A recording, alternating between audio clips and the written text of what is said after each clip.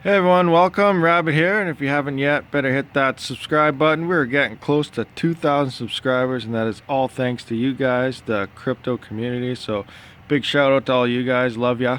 But yeah, today we're going to look at how to turn a motherboard, well, any motherboard, into a mining motherboard. Now, any motherboard can work for mining, we know this, but when I talk about mining motherboard, those are the ones that essentially have more than 2, 3, 4 PCI Express slots. Like this one, this is a gaming motherboard, your standard motherboard. It has 6 slots, but we got this little piece of hardware here, this guy right about here, and this works to turn one PCI Express slot into 4. So in theory, if you put this into, say, a 3-slot motherboard, or I guess 3 of these, that could be 12 cards that you could put into that little motherboard, and that could save you a lot of money instead of paying overpriced prices on top of, say, those huge motherboards that are getting crazy, like $300 when they used to only be like $50. This is your B250 mining expert, and as you can see, it can support 19 GPUs. Now 7 of those do have to be mining specific, like your P104s, but 12 of them can be used for any type of card. Now, I'm also curious, I'm going to try this later on as well to see how it actually detects it. I'll probably throw, let's see here, I only got 3 3060s in here, so I'll probably take these 3, I'll slap them into this motherboard off that PCI Express there multiplier, and I'll go into the motherboard and see if it detects it as one PCI slot or if it detects it as cards separately, or how that works, to see if it does actually potentially allow for, you know, maybe you could fit 19 actual GPUs on that motherboard and not even use those certain PCI Express slots to run the mining specific cards to hit its full potential. That's still something I don't know about because I don't have enough cards or those extenders to actually do that with, but it's all theory based, but we're going to test it out and see if it actually works in the first place. The epoch just went by yesterday that on our 4GB rig where we were hitting 27 megahash on that card, we are now down to 26.83 and 20.26 on the other card, so we only lost like 0.3 megahash. So these cards could be in the game for at least another 2 months mining Ethereum. Up here you can see we're at 47.9 megahash, and I will confirm that we are on FlexPool here. There's my test bench and 47.1, so it is confirmed that the pool is reading what I am dishing out there at the mining program. I'm gonna shut this rig down now. I'm gonna throw these up on risers and then plug that in. We'll plug them in and see if it detects these 2 cards in a single PCI Express slot, and then I'll probably try Ethereum Classic, because if you watch my other video, you know we will not be pulling this mega hash on Ethereum. So I'm going to go to Ethereum Classic just to bring it to, they should pull around 30 mega hash with the lower DAG size file under 4 gig. So yeah, that's what we're going to check out here, and I'll get back to you in a second. Now, like most all my videos, I do like to show how I power my cards. That way the newer miners out there have an idea how to do it the properly way, the safest way. And that is not using Molex or SATA. You can get away with Molex on one riser, but as you can see here, I do have 2 separate running the cards, 2 separate PCI Express coming out of here. This does have 4 PCI Express outputs on the 750 G3 EVGA. So yeah, I'm using 2, 1 for each card. And you can see my risers here in this tangled mess that I have a splitter going into each riser. So I will plug, and actually have my cord dangled to it right there, so I can just click and go. So I will plug that into the power supply, which is split into 2 risers. So this is what will be powering the risers for these cards. And again, each card is on its own PCI Express cable. So that is the safest way to power stuff. And where is it here? Oh yeah, and these splitters are actually from nerdgears.com. They are some nice holiday, I don't know what I'm talking about. I guess today is Family Day, but these are some nice high quality braided splitters. And if you shop anything at nerdgears.com, use coupon code Rabid Mining and you will get 2% off your total order. So yeah, I'm going to plug these in now and we'll get this thing up and running and see if this actually works for us. Okay, so as you can see, I have my risers plugged into this now instead of being in these connectors and plugged into its own PCI Express slots. So they are both going to go into one single PCI Express slot. So as you can see, I got it all plugged in right there. We got our risers here, we got our power splitter going here, and it's plugged in Then we got our risers plugged into this, and I put them on the front because if you have them on the top, depending how the wires are, it wants to pull it back a little bit, and it could cause a loose connection in here, and it could burn that if it's not tight. So it is a little bit wobbly, but that's why I threw those in the front, and it looks like this is in the fan, so we kind of want to move that out of the way somewhere. I'll just have to remember that before I turn it on. But yeah, I just wanted to point out, if you do get one of these or you are using it already and it is kind of loose, make sure everything is tight. Even if you're using the other connectors, everything has to be tight because you can burn in here. If you saw Panda's last stream with his wrecked picks, someone did actually burn right here because he put this in backwards. So the same thing could happen though if it's not tight. We are now powered up. 580s, 4GB cards. We're going to try Ethereum Classic as I stated earlier.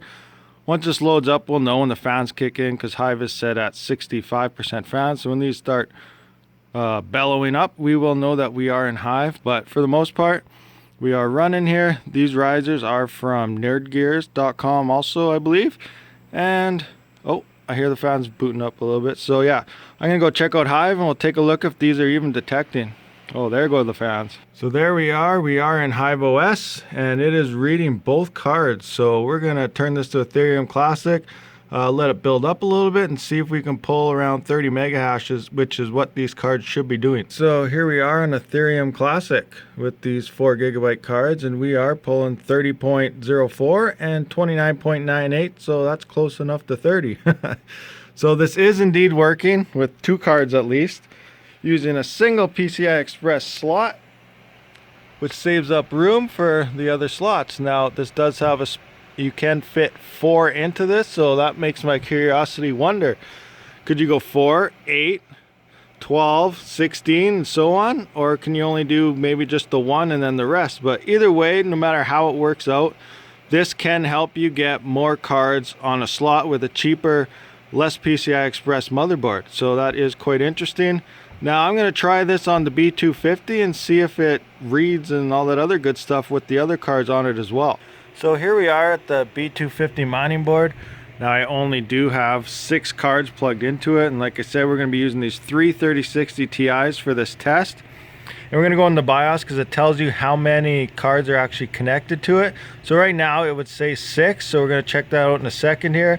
And then once we use that adapter, we're hoping that it only shows 4. That way we might be able to trick this into allowing 19 GPUs or more by using multiple of those adapters. But I do only have the 1, so that part will be in theory as long as this works. And also, say this does in fact work, even if you had all of it filled right up to fit, who knows, what is that, 12 times 4 is a lot of GPUs.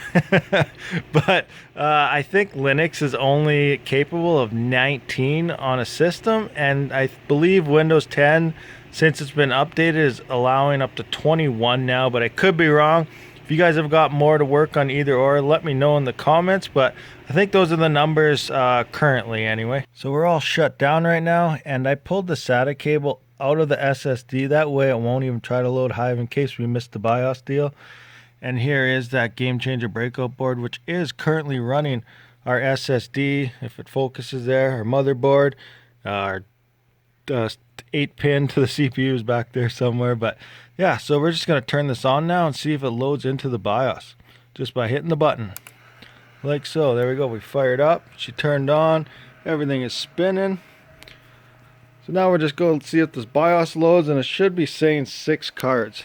And yeah, 1, 2, 3, 4, 5, 6. So there we go. We got 6 cards right there. So we're going to throw in that adapter and see what it looks like. Okay, so I have those connectors off. We are connected through here.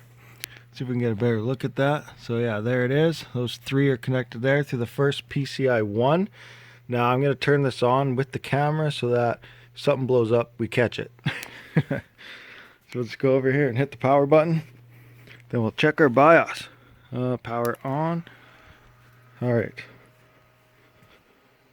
Now hopefully this will read only 4 cards.